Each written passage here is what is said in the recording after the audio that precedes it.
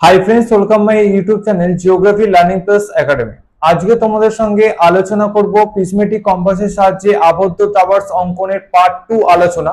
এর আগের ক্লাসে আমরা জেনেছিলাম যে কিভাবে ফিল্ডে গিয়ে আমরা সরাসরি প্রত্যেকটা অ্যাঙ্গেলকে আমরা নির্বাচন করব। সেই অ্যাঙ্গেলের উপর বেস করে আমরা কোথায় পাচ্ছি ফরওয়ার্ড বিয়ারিং, কোথায় পাচ্ছি ব্যাকওয়ার্ড বিয়ারিং, এবং প্রিজমেটিক কম্পাসের সাহায্যে আমরা কিভাবে ফরওয়ার্ড বিয়ারিং এবং ব্যাকওয়ার্ড বিয়ারিং নিতে পারি এবং প্রিজমেটিক কম্পাস সম্পর্কে ডিটেলস আমরা জেনে নিয়েছি। আজকে আমরা এবার আলোচনা করব যে কিভাবে প্রিজমেটিক কম্পাসের সাহায্যে আমরা যে ফরওয়ার্ড বিয়ারিং এবং ব্যাকওয়ার্ড বিয়ারিং নিলাম তার উপর বেস করে আমরা ফিল্ড বুক অঙ্কন করব বা ফিল্ড বুক আমরা তৈরি করব। সেই ফিল্ড বুকের উপর বেস করে আমরা একটা গাণিতিক পদ্ধতিকে আমরা অনুসরণ করব বা ম্যাথামেটিক্যাল ক্যালকুলেশন করব, এবং তার উপর বেস করে কিন্তু আমরা বাউডিস পদ্ধতি অনুসারে কিভাবে আমরা একটি আবদ্ধ টাওয়ার্স অঙ্কন করতে পারি সেটা নিয়ে আজকে তোমাদের সঙ্গে ডিটেলস আলোচনা করব। ভিডিও শুরু প্রথমেই বলে রাখি, যদি তোমরা আমার চ্যানেলে নতুন হয়ে থাকো তাহলে চ্যানেলটিকে অবশ্যই সাবস্ক্রাইব করবে, নিচে দেওয়া বেল আইকনে ক্লিক করবে, তাহলে এই ধরনের বিভিন্ন ভিডিও তোমরা সরাসরি নোটিফিকেশনের মধ্যে পেয়ে যাবে। আর যদি আজকে এই ভিডিওটি ভালো লেগে থাকে, অর্থাৎ প্রিজমেটিক কম্পাস পার্ট 2 এর ভিডিওটি যদি তোমাদের ভালো লেগে থাকে, যদি তোমরা উপকৃত হয়ে থাকো, তাহলে অবশ্যই আমার ভিডিওটিতে একটি লাইক করবে, কমেন্ট করবে, বন্ধুদের সাথে শেয়ার করবে। যত বেশি লাইক করবে, যত বেশি কমেন্ট করবে, তত কিন্তু আমি তোমাদের সামনে এই ধরনের ভিডিও দিতে কিন্তু আমি আগ্রহী হব। এছাড়াও যারা দ্বাদশ শ্রেণীর তৃতীয় সেমিস্টার ছাত্রছাত্রীরা রয়েছে, আমরা কিন্তু প্রত্যেক রবিবার 7:30 করে একটি ফ্রি লাইভ সেশন ক্লাসের আয়োজন করেছি, সম্পূর্ণ বিনামূল্যে, কোনো টাকা পয়সা কিচ্ছু আমাদের লাগবে না। তোমরা ফ্রিতে তোমরা প্রত্যেক রবিবার 7:30টার সময় কিন্তু এই লাইভ সেশনে জয়েন করে কিন্তু তোমরা এমসিকিউ প্র্যাকটিস করতে পারবে। একদম ইম্পর্টেন্ট এমসিকিউ সেটগুলো সেখানে আমরা আলোচনা করে থাকি। তোমরা আমার নিচের ডেসক্রিপশনের মধ্যে আমরা একটা ফ্রি লাইভ সেশনের একটি হোয়াটসঅ্যাপ গ্রুপ আমাদের রয়েছে, সরাসরি সেখানে তোমরা জয়েন করে যেতে পারো, যেখানে প্রত্যেক রবিবার 7:30 করে কিন্তু আমরা লাইভ সেশনে ক্লাস করছি। এবারে আমরা চলে যাব সরাসরি আজকের আমাদের মূল আলোচনায়। আমরা আলোচনা করব কিভাবে ফিল্ড বুক অঙ্কন করে আমরা ফিল্ড থেকে আমরা ডেটা কালেকশন করে কিভাবে এবার আমরা ক্লোজ টাওয়ার্স অঙ্কন করব। এক্ষেত্রে আমাকে একটা গাণিতিক পদ্ধতি সম্পর্কে জানতে হবে এবং গাণিতিক পদ্ধতি প্রয়োগ করে কিন্তু আমরা ক্লোজ টাওয়ার্স অঙ্কন করতে পারবো। তো এটা একটুখানি বোঝার বিষয় আছে, তোমাদেরকে কিন্তু ঠিকঠাক ভাবে বুঝতে হবে এই বিষয়টা। দেখো, আমরা এইখানে একটা ফিল্ড বুক বানিয়ে নিয়েছি, যে ফিল্ড বুকের প্রথমে থাকবে স্থান, তারপরে থাকবে সময় তারিখ, তারপরে থাকবে রোল নাম্বার, তারপরে থাকবে যন্ত্রাংশের নাম। এবং এইখানে আমাদের কলমে থাকছে পর্যবেক্ষণ রেখা, তারপরে থাকছে দূরত্ব, তারপরে থাকে পর্যবেক্ষিত দিগংশ, তারপরে থাকবে পার্থক্য, তারপরে থাকবে ত্রুটি, তারপরে অর্ধ ত্রুটি, সংশোধিত দিগংশ, পার্থক্য, মন্তব্য আমাদের এখানে থাকবে। তো প্রথমে আমরা যে ক্লোজ টাওয়ার যেটা পেয়েছি সেটা হচ্ছে, প্রথমে আমরা দেখেছিলাম কি পেয়েছিলাম, প্রথমে পেয়েছিলাম এ বি। তাহলে এ বি সরলরেখা পেয়েছি। সেই এ বি সরলরেখার ক্ষেত্রে আমাদের প্রথমে দূরত্বকে আগে আমাকে মেজারমেন্ট করে নিতে হবে। আমরা দূরত্ব পেয়েছি 8 মিটার। তারপরে আমরা পেয়েছি বিসি, বিসির ক্ষেত্রে আমরা দূরত্ব পেয়েছি 8 মিটার। তারপরে আমরা পেয়েছি সিডি, সিডির দূরত্ব আমরা পেয়েছি 8 মিটার। তারপরে আমরা পেয়েছি এডি, এডির যদি আমরা দূরত্ব যদি দেখি, তাহলে আমরা এডির দূরত্ব পেয়েছি 8 মিটার। অর্থাৎ চারিদিকে আমরা সেম ডিস্টেন্স পেয়েছি। তো তোমরা যখন ফিল্ডে গিয়ে যখন ডেটা কালেক্ট করবে, তখন তোমাদের একটি ফিতে দিয়ে দেবে, সেই ফিতের মাধ্যমে কিন্তু তোমরা কিন্তু প্রত্যেকটা সরলরেখার ক্ষেত্রে কিন্তু আলাদা আলাদা কিন্তু ডিস্টেন্স তোমরা মেপে নেবে। তো পরীক্ষায় এইখান থেকে প্রশ্নটা দুই ভাবে আসতে পারে। হয় তোমাদেরকে ফিল্ডে গিয়ে মেজারমেন্ট করতে দিল না, তোমাদেরকে এই ভূমিভাগের দূরত্ব এবং ফরওয়ার্ড বিয়ারিং এবং ব্যাকওয়ার্ড বিয়ারিং এর ভ্যালু দিয়ে দিতে পারে। তখন তোমরা নর্মালি ফরওয়ার্ড বিয়ারিং এবং ব্যাকওয়ার্ড বিয়ারিং এর সাহায্যে তোমরা ট্রাভার্স অঙ্কন করতে পারবে। তা না হলে তোমাদেরকে ফিল্ডে গিয়ে কিন্তু সার্ভে করে, যেভাবে আমি এতক্ষণ প্রসেসগুলো বললাম, মানে কোন একটা মাঠে গিয়ে আমরা 4টে কোণকে আমরা মেজারমেন্ট করব, তারপরে ক্লকওয়াইজ গিয়ে আমাকে এ বি, বিসি, সিডি এবং ডি এর রেসপেক্টে, এফ বি এবং বিবি রেসপেক্টে আমাকে ডেটা কালেক্ট করে কিন্তু পুরো কাজটা করতে হবে। তো আমি এইখানে এই যে ডিস্টেন্স রয়েছে, এই ডিস্টেন্স ওয়াইজ আমি এইখানে প্রিজমেটিক কম্পাসের সাহায্যে আমরা এ বি, বিসি, সিডি এবং ডি এর ক্ষেত্রে কিন্তু আমরা কিন্তু তার প্রত্যেকটা ডিস্টেন্স এবং তার এফ বি এবং বিবি কিন্তু আমরা মান বের করে নিয়ে কিন্তু ফিল্ড বুকে লিখে নিয়েছি। তোমাদেরকে এইভাবে লিখতে হবে। তো আমার এখানে প্রথম কাজ হচ্ছে যে ভূমিভাগের দূরত্ব, সেই ভূমিভাগের দূরত্বকে মানচিত্রের দূরত্বকে কিন্তু আমাদেরকে কিন্তু এখানে কনভার্টেড করে নিতে হবে। তার জন্য আমরা কি করব, তার জন্য আমাকে কি করতে হবে, তার জন্য আমরা এখানে ভূমিভাগের দূরত্বকে, মানচিত্রের দূরত্বকে কনভার্টেড করতে গেলে একটি স্কেল আমাকে ধরতে হবে। যেমন আমি এখানে ধরে নিয়েছি 1 সেন্টিমিটার ইকুয়ালস টু 1 মিটার।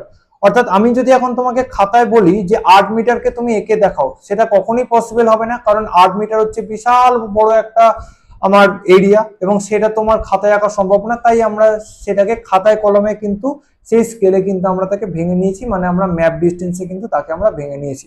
তো সেক্ষেত্রে যদি আমি 8 কে যদি আমি 1 দিয়ে ভাগ করি তাহলে কিন্তু আমরা কিন্তু 8 পেয়ে যাচ্ছি।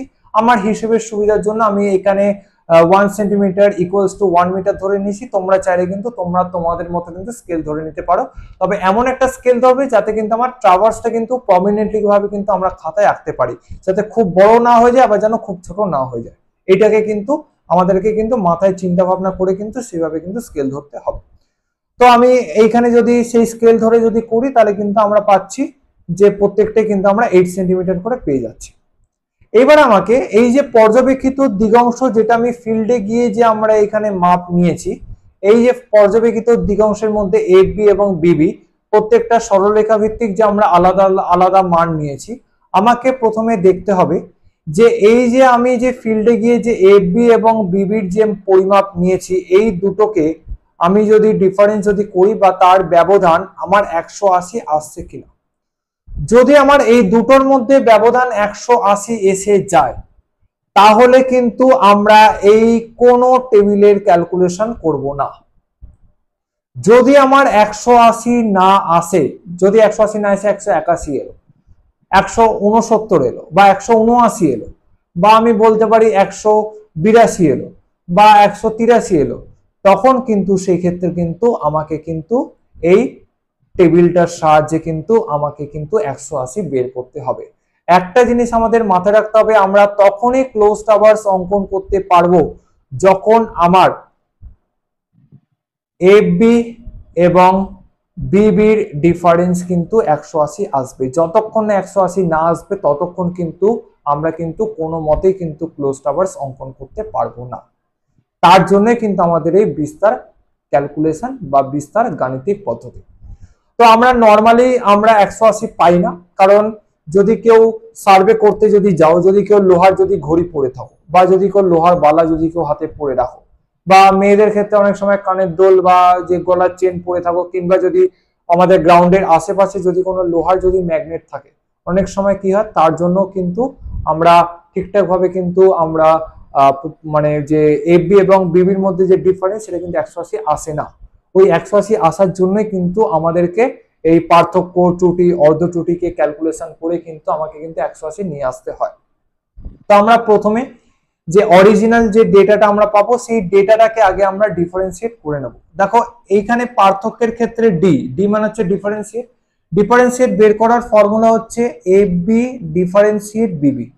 দেখো এইখানে ডিফারেন্সিয়েট করার মানে হচ্ছে যদি কোনো আমার ছোট ভ্যালু যদি আগে থাকে এবং বড় ভ্যালু যদি পরে থাকে তাহলে অটোমেটিকলি কিন্তু সেটা বড় থেকে ছোটতে কিন্তু কনভার্টেড হয়ে যাবে। যেমন ধরো এইটার ক্ষেত্রেই রয়েছে আমার 18 আর এটা রয়েছে 192। 18 হচ্ছে 192 থেকে ছোট, তাহলে আমরা যখনই এফবি থেকে বিবি মাইনাস করব তখন কিন্তু আমার 18 থেকে 192 মাইনাস করব না, 192 থেকে কিন্তু 18 কে কিন্তু আমাকে কিন্তু এখানে মাইনাস করতে হবে। তো আমরা এইভাবে যদি প্রত্যেকটাকে যদি মাইনাস করে নিই, যদি আমরা এফবি মাইনাস বিবি যদি করি তাহলে কিন্তু আমরা কিন্তু প্রত্যেকটা ভ্যালু কিন্তু পেয়ে যাচ্ছি। যে আমরা অরিজিনাল যে ডেটা থেকে ভ্যালু পেয়েছি তাকে যদি মাইনাস করি তাকে কিন্তু মাইনাস করে কিন্তু আমরা এই ভ্যালুগুলো পেয়ে যাচ্ছি। এবার আমরা দেখতে পাচ্ছি যে কোনো ভ্যালুই কিন্তু 180 আসেনি, অর্থাৎ সবকটা দেখো 180 কিন্তু কাছাকাছি রয়েছে। এবার 180 কতটা কাছাকাছি রয়েছে, দেখো 181 মানে 1 ডিগ্রির ইন্টারভেল। আবার দেখো 174 6 ডিগ্রির ইন্টারভেল আমরা পাচ্ছি। 179 মানে 9 ডিগ্রির ইন্টারভেল আমরা পাচ্ছি। 185 মানে 5 ডিগ্রি ইন্টারভেল পাচ্ছি। মানে কোনোটাই 180 আসেনি, মানে আমার পুরো ওই জায়গাটার মধ্যে কিন্তু লোহার যে উপস্থিতি সে লোহার উপস্থিতি ছিল, তার ফলে আমাদের যে চুম্বক শলাকা সেটা কিন্তু সেই ম্যাগনেটের দ্বারা আকর্ষিত হয়েছে বলে কিন্তু আমাদের কিন্তু এইখানে এফবি এবং বিবির মধ্যে কিন্তু এই আমরা 180 কিন্তু ডিফারেন্সটা পাচ্ছি না। এরপরে আমাকে কি করে নিতে হবে, যখনই আমরা 180 পাবো না তখনই কিন্তু আমাকে কিন্তু নেক্সট স্টেপ কিন্তু আমাকে কিন্তু করে নিতে হবে। এই যে ত্রুটি, অর্ধ ত্রুটি, সংশোধিত দিগংশ পার্থক্য কিন্তু এই টেবিলগুলো আমাকে কিন্তু করে নিতে হবে। যদি আমি কোনো ভ্যালুর ক্ষেত্রে যদি দেখি 180 চলে এসেছে, তখন কিন্তু আমাকে কিন্তু এই যে প্রত্যেকটা যে কালাম, কোনো কালামের ক্যালকুলেশন করতে হবে না, যেমন আছে আমি তেমনই কিন্তু ওই পার্থক্যটাকে রেখে দেব। যদি আমার 180 না আসে তাহলে কিন্তু আমাকে বাকি কলামের ক্যালকুলেশন করতে হবে। আশা করি তোমরা বুঝতে পেরেছো কি বললাম। এবার আমাকে প্রথম যেটা বের করতে হচ্ছে, প্রথম হচ্ছে ত্রুটি। ত্রুটিটা কি, মানে এই যে আমার এই যে 181 এসছে, 174 এসছে, 179, 185, অর্থাৎ 180 থেকে কতটা গ্যাপ পাচ্ছি বা কতটা এরার এসছে, সেই এরারটাকে আগে আমরা দেখবো। তার জন্য আমার কি ফর্মুলা, তার জন্য আমার ফর্মুলা হচ্ছে, দেখো লেখাই আছে ডি মাইনাস 180, অর্থাৎ এই যে আমরা ভ্যালুটা পেয়েছি এই ডি এর সাথে যদি আমি 180 কে যদি মাইনাস করি তাহলেই কিন্তু আমরা কিন্তু এই ব্যবধানটা বা যে গ্যাপটা 180 থেকে কতটা মানে গ্যাপে আমার এই ভ্যালুগুলো এসে সেই গ্যাপগুলো আমরা পেয়ে যাব। দেখো যদি আমি 181 থেকে যদি আমি 180 কে যদি মাইনাস করি তাহলে পেয়ে যাচ্ছি 1 ডিগ্রির ইন্টারভেল। আবার যদি আমি 174 কে যদি 181 দিয়ে মাইনাস করি তাহলে আমি পেয়ে যাচ্ছি -6 ডিগ্রি। দেখো এইখানে কিন্তু কোনো ডিফারেন্সিয়েটের সাইন নেই, ডিফারেন্সিয়েটের সাইন এইখানে ছিল আর এইখানে আমরা নর্মাল মাইনাস করব। তাহলে সেক্ষেত্রে যদি আমার আগে যদি ছোট ভ্যালু থাকে তাহলে ছোট ভ্যালুর সাথে বড় ভ্যালুকে মাইনাস করব, যদি আগে যদি আমার বড় ভ্যালু থাকে তাহলে বড় ভ্যালুর সাথে ছোট ভ্যালুকে মাইনাস করব। তাহলে আমার এই ক্ষেত্রে কি হবে, এই ক্ষেত্রে আমার হবে যে 174 মাইনাস 180, তারপরে 179 মাইনাস 180 যদি করি তাহলে আমি পাচ্ছি 9 ডিগ্রি ইন্টারভেল। তারপরে যদি আমি 185 থেকে যদি 180 কে মাইনাস করি তাহলে আমরা পাচ্ছি 5 ডিগ্রি ইন্টারভেল। তারপরে আমরা কি করব, এইটাকে আমরা দুই ভাগে ভাগ করব। এই যে আমরা ত্রুটিটা পেলাম এই ত্রুটিটাকে দুই ভাগে ভাগ করব, মানে হচ্ছে অর্ধ ত্রুটি।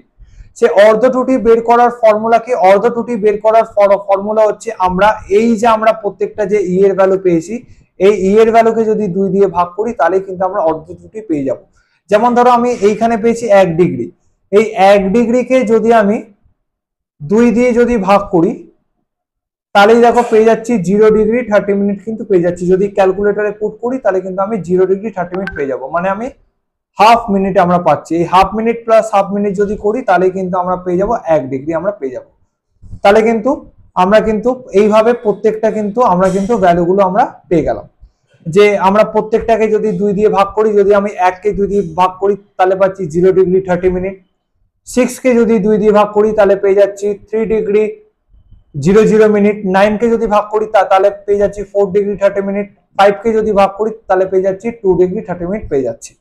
এইবারে আমরা এই যে অর্ধ ত্রুটি আমরা যেটা পাবো এই অর্ধ ত্রুটির রেসপেক্টেই কিন্তু আমাকে কিন্তু কারেক্ট WCB বার করতে হবে। অর্থাৎ এইখানে আমরা যেগুলো আমরা 180 ডিফারেন্স করে পাইনি এইখানে কিন্তু আমরা কিন্তু 180 মানে ডিফারেন্স করে কিন্তু বের করতেই হবে আমাকে। তার জন্য কি করতে হবে, তার জন্য কিন্তু একটা প্রসেস আছে। সেই প্রসেসটা কি, দেখো এইখানে আমরা দেখো প্লাস মাইনাসের একটা সাইন রেখেছি, একটা রেখেছি মাইনাস প্লাসের সাইন রেখেছি, এটা কিন্তু ভালো মতো বুঝতে হবে। দেখো আমার যেই ত্রুটি বা আমার যেই এর ভ্যালুগুলো আমার পজিটিভে এসছে সেগুলো হচ্ছে প্লাস। আমরা দেখতে পাচ্ছি একটাই ভ্যালু এসছে আমার নেগেটিভ, আমার যে বিসি এর যে আমার যে ত্রুটি এসছে সেটাই একমাত্র নেগেটিভ এসছে। দেখো তার ক্ষেত্রেই দেখো আমরা আগে রেখেছি মাইনাস তারপরে রেখেছি প্লাস, আর বাকিগুলোর ক্ষেত্রে যেহেতু আগে আমার প্লাসের ভ্যালু এসছে তাই আমরা আগে রেখেছি প্লাস তারপরে রেখেছি মাইনাস, কিন্তু আমরা পেয়ে গেছি। তাহলে আমরা এইভাবে যদি আমরা দেখি তাহলে আমরা এক্ষেত্রে কিন্তু আমাদের একটা ফর্মুলা কিন্তু জানতে হবে, যে ফর্মুলাটা কোনো বইতে নেই বা কোথাও কিন্তু পাবে না, এটা আমরাও ছোটবেলায় আমাদের স্যারেরা শিখিয়েছিল তাই আমি তোমাদেরকে শেখাচ্ছি। সেটা হচ্ছে যদি কোনো ভ্যালু যদি আমার প্লাসে আর মাইনাসে যদি এইভাবে যদি আমার অর্ধ ত্রুটি থাকে তখন সেক্ষেত্রে আমরা যেটা আমাদের পর্যবেক্ষিত দিগংশ তার যে বড় ভ্যালু রয়েছে সেই বড় ভ্যালুর সাথে কিন্তু আমরা ছোট ভ্যালুকে মাইনাস করব, আর যদি ছোট ভ্যালু থাকে সেই ছোট ভ্যালুর সাথে কিন্তু আমরা বড় ভ্যালুকে প্লাস করব। এটা আমাদের আগে ফার্স্ট জানতে হবে। আর যদি আমার মাইনাস বা প্লাসে থাকে তখন সেক্ষেত্রে কি হবে, তখন সেটা উল্টো হবে। তার মানে হচ্ছে বড় ভ্যালুটাকে আমরা প্লাস করব আর ছোট ভ্যালুটাকে কিন্তু মাইনাস করে কিন্তু ছোট করব, অর্থাৎ বি ও এস, এস ও বি। যদি আমার এটা প্লাস বা মাইনাসে থাকে। অর্থাৎ যদি এইটাকে যদি একটু যদি ছলনার আকারে যদি বলি, তাহলে আমরা বি ও এস কে আমরা বলছি ব ছ, আর আমরা এইটাকে আমরা বলতে পারি এস ও বিটাকে আমরা বলতে পারি ছ ব। মানে এটাকে একটুখানি ছলনার আকারে বললাম যাতে তোমাদের মনে রাখতে সুবিধা হয়। আর আরেকটা রয়েছে মাইনাস প্লাস, তার মানে হচ্ছে বি ও বি মানে ব ব, আর এস ও এস মানে হচ্ছে ছো ছো, মানে বড়টাকে বড় করব ছোটটাকে ছোট করব। তার মানে কি? তার মানে হচ্ছে দেখো আমার এইখানে যেটা আমরা পর্যবেক্ষিত দিগংশের ক্ষেত্রে আমরা এইটা পাচ্ছি বড় ভ্যালু, আর এইটা পাচ্ছি ছোট ভ্যালু, এটা পাচ্ছি ছোট ভ্যালু। আর আমার এইখানে অর্ধ ত্রুটি যদি দেখি তাহলে আমি কি পাচ্ছি? অর্ধ ত্রুটি পাচ্ছি আমি প্লাস মাইনাসে পাচ্ছি। তার মানে হচ্ছে আমার এই ফর্মুলাটাকে কিন্তু আমরা কিন্তু এখানে অ্যাপ্লাই করব। তাহলে এই ফর্মুলাটা আমরা এখানে কিভাবে অ্যাপ্লাই করব? এই ফর্মুলাটাকে আমরা এইভাবে অ্যাপ্লাই করতে পারি, যেটা আমার বড় ভ্যালু রয়েছে সেই বড় ভ্যালুকে কি করব? এই বড় ভ্যালুকে মাইনাস করে আমরা ছোট করব। তার মানে হচ্ছে, তার মানে কি হচ্ছে? তার মানে হচ্ছে আমার 298 degree 30 minute minus 0 degree 30 minute যদি করি তাহলে আমি পেয়ে যাচ্ছি 298 ডিগ্রি। তাহলে আমি এইখানে লিখবো 298 ডিগ্রি। আবার যেটা আমার ছোট ভ্যালু ছিল সেই ছোট ভ্যালুটাকে আমরা কি করব? বড় করব। সেই ছোট ভ্যালুটাকে কিভাবে বড় করব? দেখো এইটা হচ্ছে আমার ছোট ভ্যালু এ বি রেসপেক্টে, তাহলে এইটার ক্ষেত্রে আমরা পাচ্ছি 108 ডিগ্রি। তাহলে এইটার ক্ষেত্রে আমরা কত পাচ্ছি? এইটার ক্ষেত্রে পাচ্ছি আমরা 108 ডিগ্রি 30 মিনিট। এইটার সাথে আমরা কি করব? যেটা আমরা অর্ধ ত্রুটি পেয়েছি তাকে আমরা যোগ করে বড় করব। তার মানে হচ্ছে আমার 109 ডিগ্রি। তার মানে হচ্ছে 109 ডিগ্রি। এবারে আমরা এই দুটোকে যদি মাইনাস করি, দুটোকে মাইনাস করে কিন্তু আমরা পেয়ে যাব 180 ডিগ্রি। আশা করি তোমরা বুঝতে পারলে। তাহলে যদি আমার এই প্লাসের ভ্যালু যদি থাকে, প্লাসের ভ্যালুগুলোকে কিন্তু আমরা এইভাবে কিন্তু করতে পারবো। ঠিক একইভাবে যদি আমরা দেখি তাহলে দেখবো একইভাবে যদি আমি দেখো এইখানেও আমার এই প্লাস মাইনাস রয়েছে, তার মানে আমরা এই যে ফর্মুলা, এই ফর্মুলাটাকে আমরা কাজে লাগাবো। অর্থাৎ যেটা আমার বড় ভ্যালু রয়েছে তাকে আমরা ছোট করব, আর যেটা ছোট ভ্যালু রয়েছে তাকে আমরা বড় করছি। দেখো তাহলে এইটার ক্ষেত্রে এইটা রয়েছে আমার বড় ভ্যালু, তাহলে আমরা এইটাকে কি করব? আমরা এইটাকে আমরা সরাসরি করতে পারি 294 ডিগ্রি মাইনাস আমার ব্যবধান এসছে 4.5 ডিগ্রি মাইনাস 4 ডিগ্রি 30 মিনিট করে আমার যেটা আসবে সেটা আমি এইখানে লিখবো। আর এইটা আমরা পাচ্ছি ছোট ভ্যালু 105 ডিগ্রি। এই 105 ডিগ্রিকে আমাকে বড় করতে হবে, তাহলে 105 ডিগ্রি প্লাস 4 ডিগ্রি 30 মিনিট পরে আমার যে ভ্যালুটা আসবে সেই ভ্যালুটা আমরা লিখবো, লিখে কিন্তু আমরা কিন্তু পেয়ে যাব 180 ডিগ্রি। এইবারে যদি আমার মাইনাসে যদি কোনো ভ্যালু থাকে, দেখো আমরা এইখানে মাইনাসে ভ্যালু পাচ্ছি, তার মানে আমরা যদি বিসি এর ক্ষেত্রে যদি দেখি তাহলে দেখো বিসি এর ক্ষেত্রে এইটা পাচ্ছি বড় ভ্যালু আর এইটা পাচ্ছি আমরা ছোট ভ্যালু। তখন আমাদের সেক্ষেত্রে কি করতে হবে? মাইনাসে থাকলে আমাকে বড় ভ্যালুটাকে কিন্তু আমাকে প্লাস করে বড় করতে হবে, আর ছোট ভ্যালুটাকে কিন্তু আমাকে মাইনাস করে ছোট করতে হবে। তার মানে কি? তার মানে হচ্ছে ধরো আমি এইখানে পেয়েছি কত? আমি এইখানে বড় ভ্যালু পেয়েছি 192 ডিগ্রি 30 মিনিট। তাহলে আমি লিখবো 192 ডিগ্রি 30 মিনিট প্লাস আমার ব্যবধান কত এসছে? আমার ব্যবধান এসছে 3 ডিগ্রি, তাহলে প্লাস করব 3 ডিগ্রি। তার মানে যদি আমি করি তাহলে আমি পেয়ে যাচ্ছি 195 ডিগ্রি আমি পেয়ে যাচ্ছি। তাহলে আমি ধরো এইখানে লিখলাম যে 195 ডিগ্রি, 195 ডিগ্রি। তারপরে এইটা রয়েছে ছোট ভ্যালু, এই ছোট ভ্যালুকে আমাকে মাইনাস করে ছোট করতে হবে। ছোট ভ্যালু আমার এসছে কত? 18 ডিগ্রি, 18 ডিগ্রি 30 মিনিট এসছে। তার সাথে মাইনাস করব কত? তার সাথে মাইনাস করব 3 ডিগ্রিকে। এবার তার সাথে যদি 3 ডিগ্রিকে যদি মাইনাস করি তাহলে আমি যদি 18 থেকে 3 যদি মাইনাস করি তাহলে পাচ্ছি 15 ডিগ্রি আমরা পাচ্ছি। যদি মাইনাস করি তাহলে আমি পেয়ে যাচ্ছি 15 ডিগ্রি পেয়ে যাচ্ছি। তাহলে আমি এইখানে লিখে দেবো 15 ডিগ্রি। তাহলে এবার এই 195 থেকে যদি আমি 15কে যদি মাইনাস করি তাহলে দেখো আমি পেয়ে যাচ্ছি 180 ডিগ্রি। তাহলে এইভাবে কিন্তু আমরা যেটা আমার প্লাসে ভ্যালু থাকবে তার যে আমাদের যে পর্যবেক্ষিত যে দিগংশে, যেটা আমি অরিজিনাল যে আমরা ফরওয়ার্ড বিয়ারিং এবং ব্যাকওয়ার্ড বিয়ারিং পেয়েছি তাকে কিন্তু প্লাস মাইনাস করে কিন্তু মানে বি ও এস মানে বছর আর ছ বা করে আমরা তাকে প্লাসের ক্ষেত্রে আমরা তাকে 180 করব, এবং যদি মাইনাস থাকে তাহলে আমরা বড় ভ্যালুটাকে বড় করব এবং ছোট ভ্যালুটাকে ছোট করে কিন্তু আমরা কিন্তু তাকে কিন্তু 180 কিন্তু নিয়ে আসবো। দেখো আমরা এইভাবে কিন্তু আমরা বিওবি এসওএস এবং বিওএস এবং এসওবি করে কিন্তু প্রত্যেকটা ভ্যালুগুলোকে আমরা কিন্তু পেয়ে গেছি।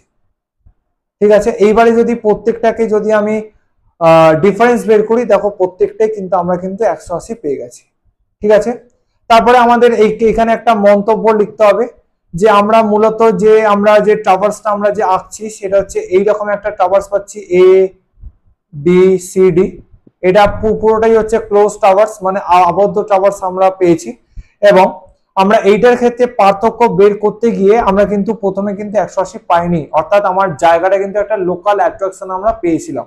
তার জন্য কিন্তু আমাকে এই প্রসেসগুলো অ্যাপ্লাই করে কিন্তু আমাকে কিন্তু এখানে 180 আনতে হয়েছে। তাই আমরা এখানে লিখে নেব ট্রাভার্সটি কিন্তু চুম্বকীয় আকর্ষণ দ্বারা কিন্তু সম্পূর্ণ আমরা এখানে বলতে পারি। তো এই হচ্ছে আমার গাণিতিক ক্যালকুলেশন। এবার এই গাণিতিক ক্যালকুলেশনের উপর ভিত্তি করে কিন্তু আমরা কি কি করব, গাণিতিক ক্যালকুলেশনের ভিত্তি করে কিন্তু আমাকে কিন্তু ড্রয়িংটা কিন্তু করতে হবে। এই ক্ষেত্রে আমরা যে সংশোধিত দিগংশ যেটা পেয়েছি, এই সংশোধিত দিগংশের উপর ভিত্তি করে আর আমরা এই যে মানচিত্রের যে দূরত্ব পেয়েছি, এই মানচিত্রের দূরত্বের উপর ভিত্তি করে কিন্তু আমাকে কিন্তু ক্লোজ ট্রাভার্স অঙ্কন করতে হবে। তো এইবারে আমরা ক্ষেত্রে প্রথমে আমরা খাতার ওপরের দিকে একটা নর্থ লাইন টেনে নেব, একটা নর্থ লাইন আমরা টেনে নেব, টেনে নিলাম। টেনে নেওয়ার পর তার উপরে আমরা চাঁদা বসাবো। যে নর্থ লাইন আমরা টেনেছিলাম সেই নর্থ লাইনের উপর চাঁদা বসাবো। চাঁদার উপরে থাকবে 0 ডিগ্রি, এইদিকে থাকবে 180 ডিগ্রি, এইদিকে থাকবে আমার 90 ডিগ্রি, আর এইদিকে থাকবে 270 ডিগ্রি। এইভাবে কিন্তু আমরা চারিদিকে কিন্তু চাঁদাটাকে কিন্তু প্রমিনেন্টলি ভাবে বসিয়ে নেবো। চাঁদার যেন স্থান পরিবর্তন না হয়, এটাকে কিন্তু ভালো মতো কিন্তু আমাদের লক্ষ্য করতে হবে।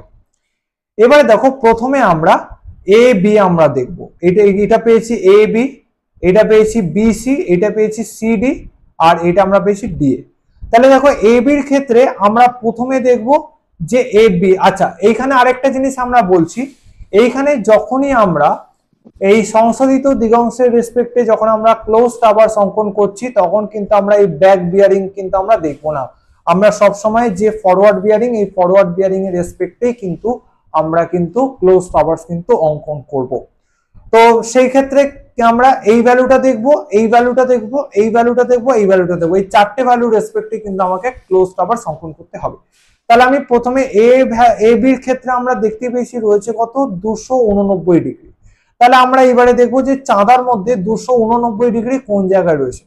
দেখো আমার এইটা যদি 280 ডিগ্রি হয়, তাহলে আমি এইটা পাচ্ছি 290 ডিগ্রি। তাহলে 280 আর 290 এর ঠিক এই জায়গাটাতে রয়েছে আমার 289 ডিগ্রি। তাহলে দেখো 289 ডিগ্রি কিন্তু আমরা কিন্তু মার্ক করে নিলাম। মার্ক করে নেওয়ার পর আমাদের এ বি, এইটার ক্ষেত্রে আমরা কি পেয়েছিলাম, এ বির ক্ষেত্রে আমরা মানচিত্রের দূরত্ব পেয়েছিলাম প্রত্যেকটা 8 সেন্টিমিটার করে। এইবারে আমরা কি করব, এইবারে আমরা ঠিক এই জায়গাটাতে মার্ক করে নিয়ে আমরা 8 সেন্টিমিটার কিন্তু আমরা একটা সরলরেখা স্কেলের সাহায্যে আমরা আঁকবো। অর্থাৎ আমরা প্রথমে আমরা এইটাকে আগে 289 ডিগ্রিটাকে মার্ক করলাম।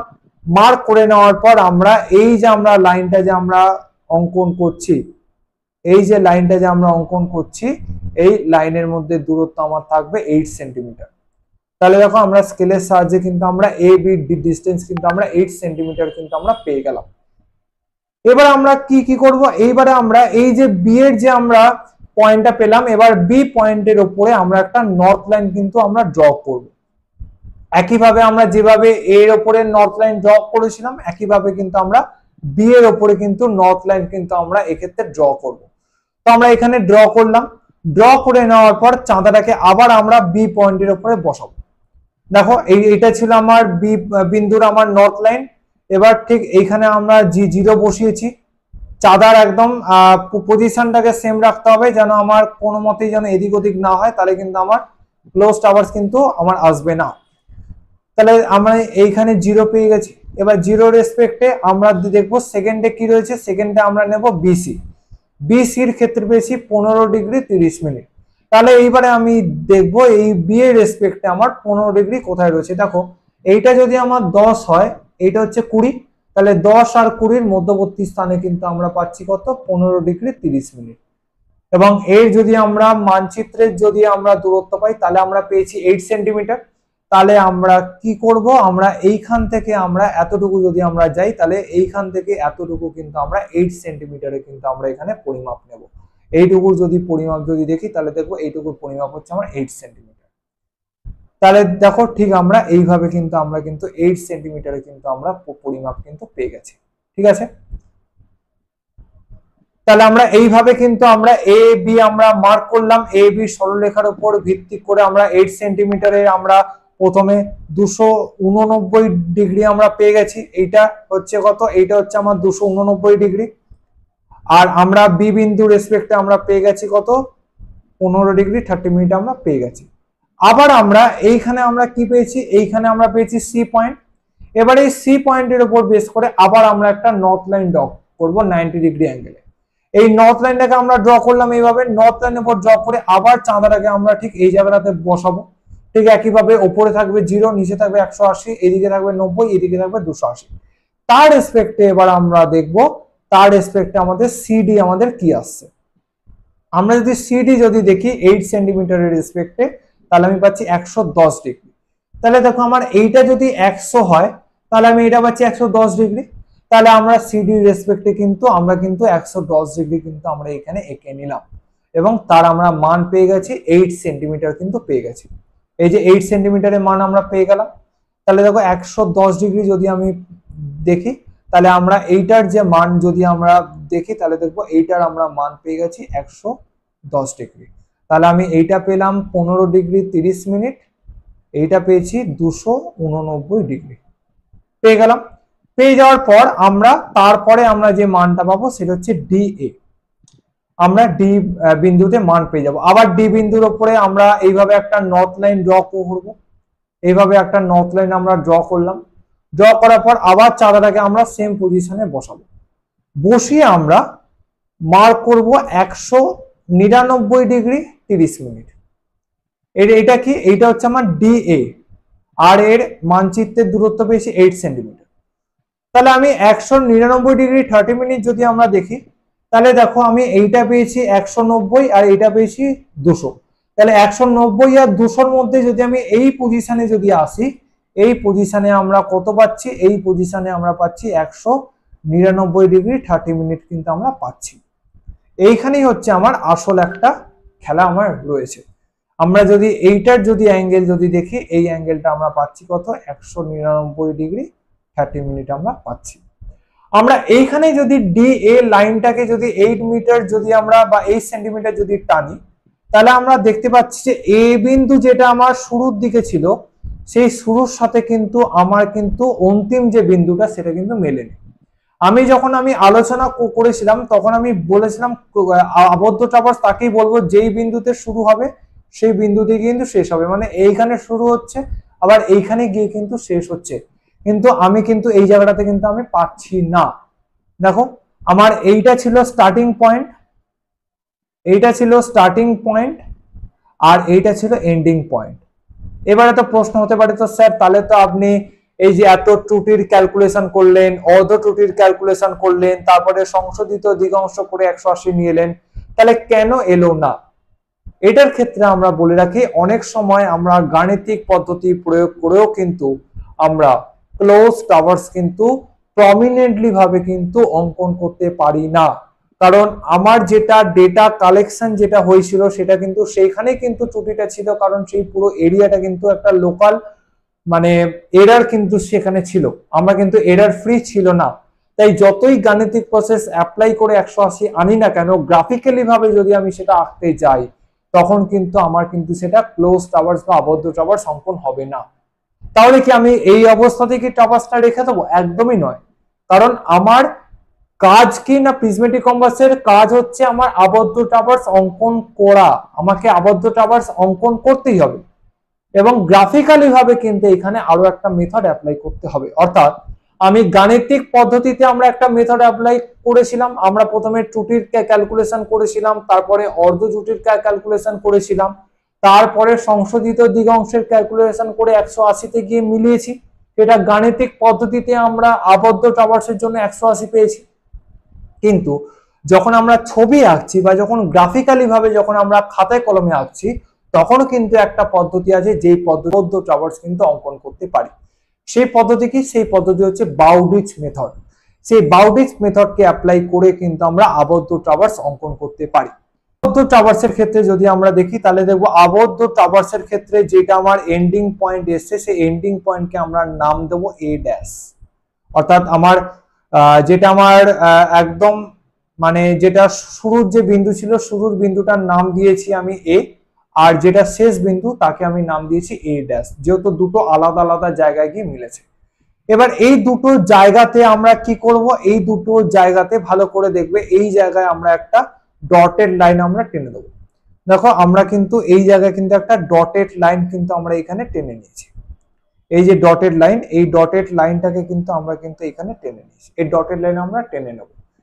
টেনে নেওয়ার পর আমাদের কি করতে হবে? আমাদের করতে হবে যে আমরা সেট স্কোয়ারের সাহায্য নিয়ে এই এ ড্যাশ থেকে এ আমার যেই দিকে গেছে, আমি দেখতে পাচ্ছি এ ড্যাশ হচ্ছে এইটা আর এ হচ্ছে এইটা, তাহলে এ ড্যাশ থেকে এ আমার এই দিকে গেছে। আমরা যদি এ ড্যাশ থেকে এ যদি দেখি তাহলে আমি এই দিকে পাচ্ছি দেখতে। ঠিক একইভাবে আমরা বাকি আমি যদি বাকি যদি পোর্শন গুলো যদি যাই তাহলে বাকি পোর্শনে কিন্তু আমরা সেই দিকে কিন্তু আমরা সেম ভাবে কিন্তু এইভাবে কিন্তু আমরা যে কোনো মাপের একটা সরল রেখা কিন্তু এঁকে নেব। সবসময় মনে রাখবে এ ড্যাশ থেকে এ আমার যেদিকে মুভ করবে, অনেকে ভুল করে এ থেকে এ ড্যাশ কিন্তু করে থাকে, এটা কিন্তু হবে না। এ ড্যাশ থেকে এ যেই দিকে আমার রয়েছে বা যেই ডিরেকশনে রয়েছে সেম ডিরেকশনে আমি অন্যান্য অ্যাঙ্গেলের দিকে কিন্তু আমি সরলরেখা টেনে নেব। আমি দেখতে পাচ্ছি এ ড্যাশ থেকে এ আমার এই দিকে রয়েছে, এ ড্যাশ থেকে এ আমার এই দিকটাতে রয়েছে, তাই আমি কিন্তু এই ডিরেকশন গুলো কিন্তু আমি এ ড্যাশ থেকে এর দিকে কিন্তু রেখেছি। এটা সেট স্কোয়ারের সাহায্যে নেব। সেট স্কোয়ারের সাহায্যে নেওয়ার পর এরপরে আমরা কি করব? এরপরে আমরা নিচে একটা যে কোনো মাপের একটা সরলরেখা অঙ্কন করে নেব। অঙ্কন করে নিলাম। অঙ্কন করে নেওয়ার পর আমরা মানচিত্রের যে দূরত্ব পেয়েছি এ থেকে বি, বি থেকে সি, সি থেকে ডি, ডি থেকে এ, প্রত্যেকটা দূরত্বকে আমরা 2 দিয়ে ভাগ করব। প্রত্যেকটা যে দূরত্ব পাচ্ছি প্রত্যেকটা দূরত্বকে আমরা 2 দিয়ে ভাগ করব। আমরা যদি 8 কে যদি 2 দিয়ে ভাগ করি 4, এটাকে 2 দিয়ে ভাগ করি 4, 4, 4 কিন্তু আমরা পাচ্ছি। তাহলে দেখো আমরা যদি এ থেকে বি তে আমরা 4, বি থেকে সি তে যদি পাই 4, সি থেকে ডি তে যদি পাই 4, ডি থেকে ই তে যদি পাই বা সরি ডি থেকে এ তে যদি যাই তাহলে আমি 4 সেন্টিমিটার করে কিন্তু প্রত্যেকটা কিন্তু মাপ আমি প্রথমে নিয়ে নিলাম। আমরা কম্পাস নিয়ে কি করব? কম্পাস নিয়ে আমাকে এ থেকে এ ড্যাশের মধ্যে যে ডিসটেন্স রয়েছে এই ডিসটেন্সটাকে আমরা পরিমাপ করব। দেখো ছবির মধ্যে আমি যেভাবে দেখানোর চেষ্টা করেছি, আমরা পরিমাপ করলাম। পরিমাপ করার পর আমরা কি করব? পরিমাপ করার পর আমরা ঠিক ডান দিকে ঠিক এইভাবে আমরা কম্পাসটাকে বসাবো। বসিয়ে আমরা মাপ আমরা কেটে নেব। যে এ থেকে এ ড্যাশের যে দূরত্ব সেটা আমরা এইখানে বসি, ঠিক এই জায়গায় আমরা পরিমাপটাকে কেটে নেব। কেটে নেওয়ার পর আমরা কি করব? স্কেলের সাহায্যে আমরা একটি ডায়াগোনালি লাইন কিন্তু জয়েন করব। এইখান থেকে এত অবধি কিন্তু একটা ডায়াগোনালি লাইন কিন্তু আমরা জয়েন করব। জয়েন করে নিলাম। জয়েন করে নেওয়ার পর বাকি যে আমরা অংশটুকু কেটেছিলাম এ থেকে বি, বি থেকে সি, সি থেকে ডি, ডি থেকে ই বা ডি থেকে এ, প্রত্যেকটা অংশগুলোকে কিন্তু আমরা কিন্তু এইভাবে কিন্তু আমরা 90 ডিগ্রি ভার্টিক্যাল লাইন করে কিন্তু আমরা এখানে টেনে নেব। তো 90 ডিগ্রি ভার্টিক্যাল লাইন করে টেনে নিলাম। টেনে নেওয়ার পর প্রত্যেকটা কিন্তু নামকরণ কিন্তু আমাকে কিন্তু দিয়ে নিতে হবে। দেখো এইটা হচ্ছে আমার মেন সরলরেখা A B C D E, এই যে A B C D E. এরপরে আমাকে আরো কিছু নামকরণ নতুন করতে হবে। যেমন দেখো আমি এইটার একটা নাম পেয়েছি এ ড্যাশ, তাহলে আমি যে এই যে সরল রেখাগুলো অঙ্কন করলাম সেই সরল রেখারও তো একটা নাম চাই। আমরা এইটাকে বলবো ডি ড্যাশ, এইটাকে আমরা বলবো সি ড্যাশ, এটাকে আমরা বলবো বি ড্যাশ। দেখো b dash, c dash, d dash, a dash, প্রত্যেকটা আমি পেলাম। এবার প্রত্যেকটা পাওয়ার পর আমি এ থেকে এ ড্যাশের মধ্যে ডিসটেন্স এইটা আমি পেয়ে গেছি, যেটা আমি কম্পাসের মাধ্যমে আমরা পরিমাপ নিলাম।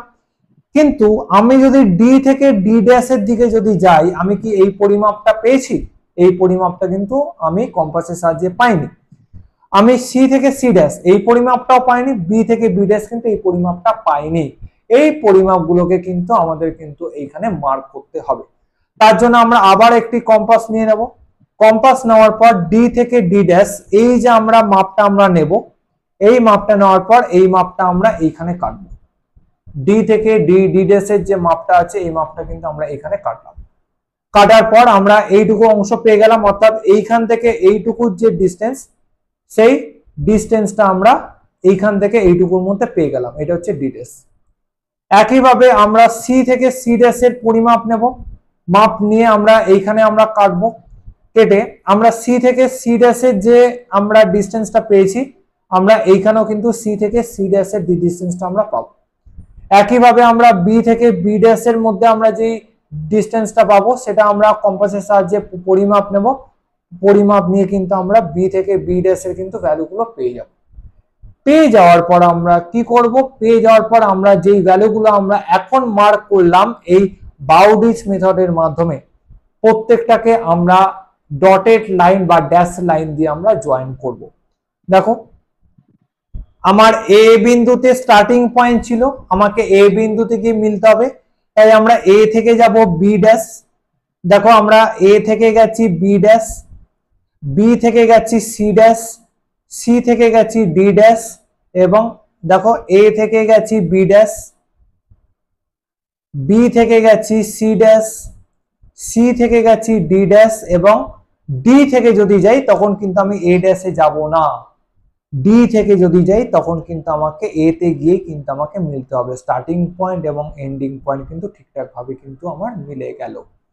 এইটাকেই আমরা বলবো বাউডিচ মেথডের মাধ্যমে। দেখো, এইবারে কিন্তু স্টার্টিং পয়েন্ট এন্ডিং পয়েন্টে কিন্তু পুরো কিন্তু আমরা ক্লোজড অবস্থা কিন্তু অঙ্কন করতে পারলাম। আশা করি তোমরা বুঝতে পারলে। তাহলে এইভাবে আমরা বাউডিচ পদ্ধতিকে অনুসরণ করে গ্রাফিক্যালি ভাবে কিন্তু ক্লোজ টাওয়ার্স অঙ্কন করতে পারি। এবার এইখানে আমরা একটা লিজেন্ড বা সূচক আমরা লিখে নেব।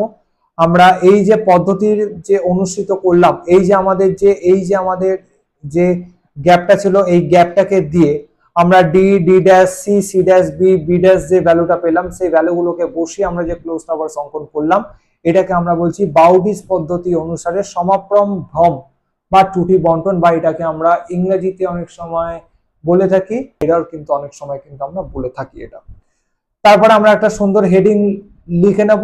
আমরা এখানে স্কেল লিখে নেব, প্রত্যেকটার ক্ষেত্রে আলাদা আলাদা স্কেল পেয়েছি, সেই স্কেল লিখে নিয়ে কিন্তু আমরা কিন্তু আলটিমেটলি কিন্তু আমরা যে প্রিজমেটিক কম্পাসের সাহায্যে গাণিতিক পদ্ধতি এবং বাউডিচ মেথড পদ্ধতি অনুসরণ করে কিন্তু আমরা একটা আবদ্ধ টাওয়ার্স অঙ্কন করতে পারলাম। এই ছিল আজকের আলোচনা। ভিডিওটি অনেকটাই আমার বড় হলো, স্কিপ করবে না, বুঝে বুঝে কিন্তু পুরো প্র্যাকটিক্যালটা তোমাদের শিখতে হবে। যদি আমার ভিডিওটি ভালো লেগে থাকে তাহলে অবশ্যই লাইক, শেয়ার এন্ড সাবস্ক্রাইব করবে। পরবর্তী ভিডিওতে প্র্যাকটিক্যাল রিলেটেড আরো বিভিন্ন ভিডিও নিয়ে হাজির হব। ধন্যবাদ।